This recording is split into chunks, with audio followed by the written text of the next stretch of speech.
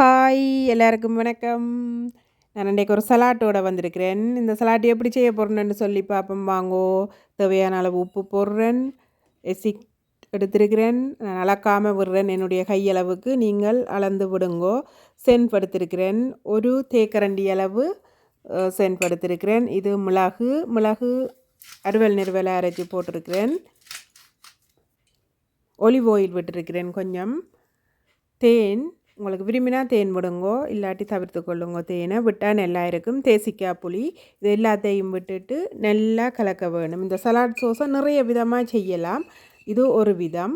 இதெல்லாம் சேர்ந்து நல்லா க்ரீமிக்காக வரும் பாருங்கோ. இப்படி நல்லா கலப்பட வேணும்.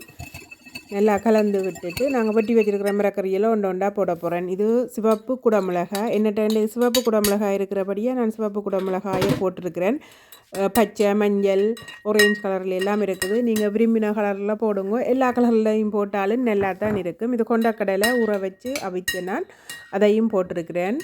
கொண்டக்கடலை உடனே ஊற வச்சு அவிக்க இல்லாட்டி டின்னில் இருக்கும், அந்த கடலையும் நல்லா இருக்கும், அதையும் போடலாம். அதோடு நான் கூர்க்கன் போட்டிருக்கிறேன். போட்டு நல்லா கலந்து விடுறேன். ரடீசனும் வட்டி வச்சுருக்கிறேன். வட்டமாக நல்லா மெல்லிஸாக வட்டி வச்சுருக்கிறேன். அதையும் போட்டு நல்லா கலந்து விடுறேன். பச்சையாக சாப்பிடக்கூடிய மிளகறிகள் எல்லாமே போடலாம் சலாட்டுக்கு. ஒரு விதமாக சலாட் செய்யலாம். இது ஒரு விதம். பாருங்க, நான் இதுக்கு என்னென்ன பொருள்கள் போட்டிருக்கிறேன்னு பார்க்க நல்லா இருக்கும், சாப்பிடவும் நல்லா இருக்கும், நல்ல டேஸ்ட்டாக இருக்கும்.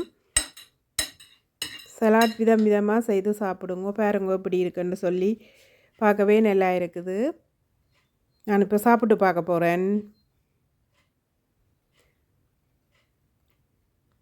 நல்லா சூப்பராக இருக்குது.